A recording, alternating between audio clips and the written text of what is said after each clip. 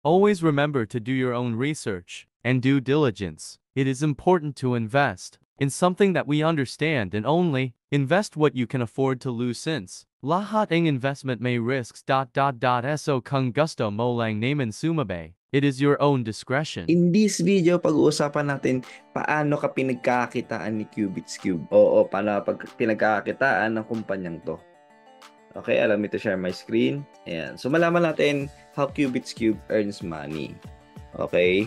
Una, binibentahan ka nila lang ng cubes. So, ayan, cubes, since ginagamit mo yung tools, AI, or computer program in which yun na yung nagtitrade para sa'yo, so binibenta nila. So, ayan, yung 4 hours na trade or quant for pulse cube, 0.1 USD yan, and 0.2 naman sa 12 hours, and then 0.4 USD naman ang binibenta nila dito sa paggamit mo ng 24 hours na cube or yung time warp epic time cube. So ayun, so para maiwasan na pagkakitaan ka ni Cubits Cube pagdating dito, ako na ang bibili, lahat ng magiging part ng team ko, ako bibili nito, tapos bibigyan ko na lang kayo nito ng libre. So that hindi nyo na to kailangan bilhin, magti-trade na lang kayo. And then next, kung paano pinagkakitaan ay sa insurance mechanism.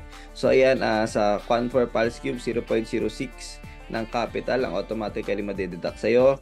And then 0.2 naman sa 12 hours, and then 0.4 naman ang mababawas doon sa time warp epic time cube. So gagawa naman ako ng video explaining yung kung paano gumagana yung insurance neto or paano gumagana yung idea ng insurance. But basically ang nangyayari dyan, pagka trade mo, ayan, binabawasan. So imagine dito 100 USD ang tinrade ko, pero ang lumabas ay 99.60 lang ang naging trade. Ibig sabihin binawasan na kagad nila ng 0.4% or 0.4 dollars in my case kasi 100 nga lang. Sinakto ko para makita nyo kung anong itsura nito ng insurance kapag nagde-trade. So ayan, 24 hours cube and running. Since syempre wala namang perfect strategy, walang 100% win rate na strategy.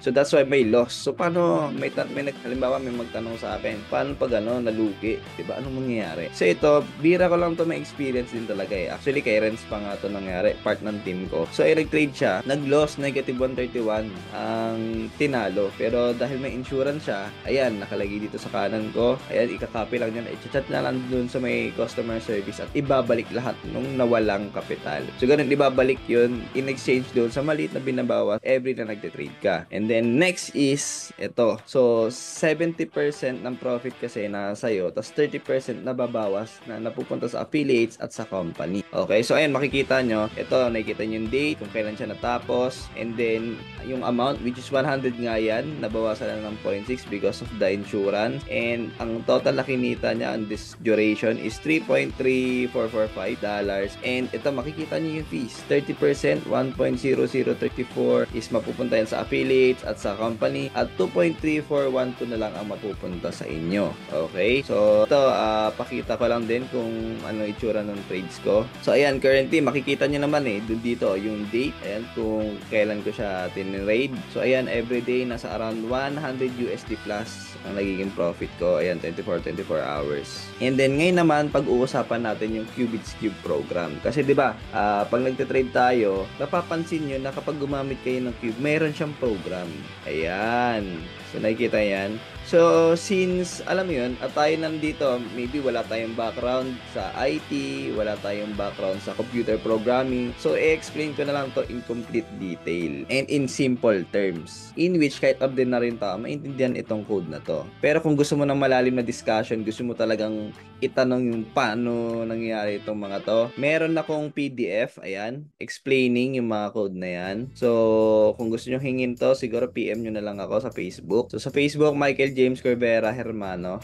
Or kung gusto nyo, explain ko sa inyo to one-on-one, no? Kung mabusisi talaga kayo. Pero syempre, in this video, simple lang yung explanation na gagawin natin. So, ayan, Cubits Cube program. So, ayan, sa unang parts ng program, this code import several tools to help the robot work. So, robot na lang sinasabi ko, which is AI or computer program. Or itong, program na lang nag-trade para sa inyo. In layman's terms, sabihin ko na lang robot. So, logging lets the robot write down what it's doing. So, ayan, ito yung laging kung anong sinusulat kung anong ginagawa niya so that makikita natin if something goes wrong, kung may hindi magandang mangyari. So CCXT, ayan, allows robot to talk to different coin exchanges. Sabi natin palitan ng mga pera. So sabi natin ang exchanges palitan yan ng bentahan yan, sabi natin ng crypto. So isipin niyo na lang palengke yan itong exchanges. So yun, places where you buy and sell coins. So YAML helps the robot read special files that store important settings, and then Asensio help the robot to do many things at the same time. Okay, ito yung nagagawa niyan, tinawag lang. And then ito na, parang when we create crypto trading bot, we give it to the names of exchanges like